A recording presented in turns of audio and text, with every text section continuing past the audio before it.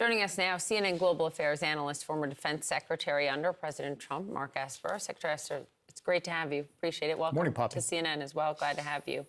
Do you agree with Biden's comments that what Trump said there is un-American? Certainly irresponsible, dangerous, and no American president that I'm aware of has ever said anything like that before. But is it un-American? Probably, yes. Yeah. So Chris Murphy, Senator Chris Murphy, was on with us just a couple of days ago, and I was struck by his response to what Trump said over the weekend. Let's play that.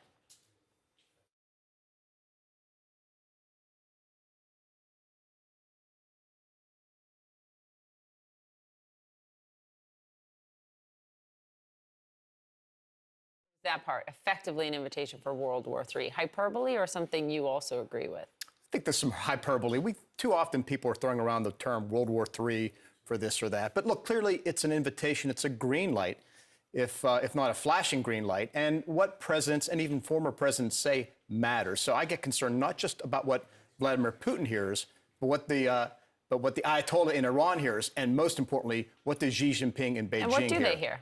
I think they hear that America is retreating, or at least America under Donald Trump would be retreating from the world stage, would be leaving our allies exposed unless they do certain things. In this case, meet a certain spending target, which, by the way, I agree with. I think the allies should live up to their commitments. They have not been, but set that aside. We've seen quite an increase. We've seen there's 11 now out of 31, and we think the number's going up. But it's still, none of that's not reason to withdraw from the alliance or say, use those words, because what it does is it invites aggression from autocrats who are inclined to be aggressive in the first place. John Bolton, who is National Security Advisor under Trump, has been really clear multiple times here on CNN in the past couple of days that he does think Trump would move to withdraw.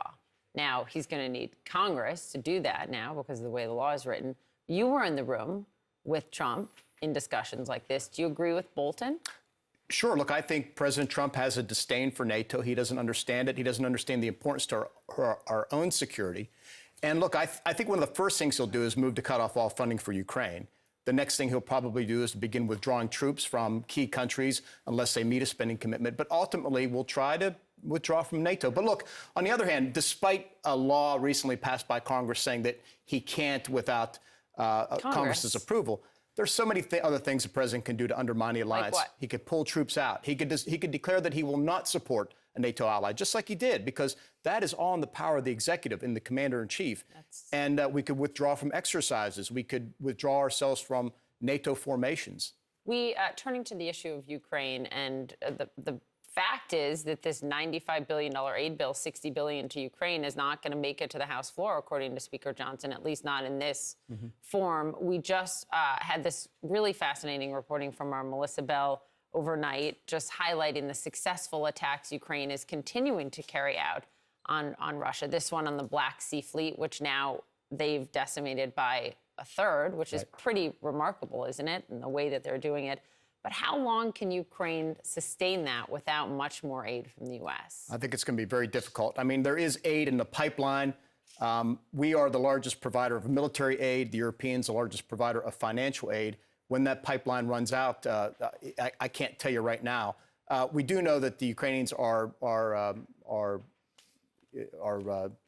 really metering out their ammunition and how they fight the fight, and that's going to wear down over time as they do that. A final question to you on a different topic.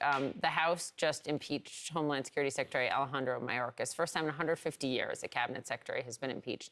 The Republicans who oppose it, like Ken Buck, say, look at the precedent you're setting here. As a former cabinet secretary, do you agree with that? Yeah, I don't like the precedent either. I mean, look at the border is a crisis. It's a mess. Everybody knows it, to include a lot of Democrats. But this is President Biden's policy, not Mayorkas's policy. And so if you want change, you've got to change who's in the White House.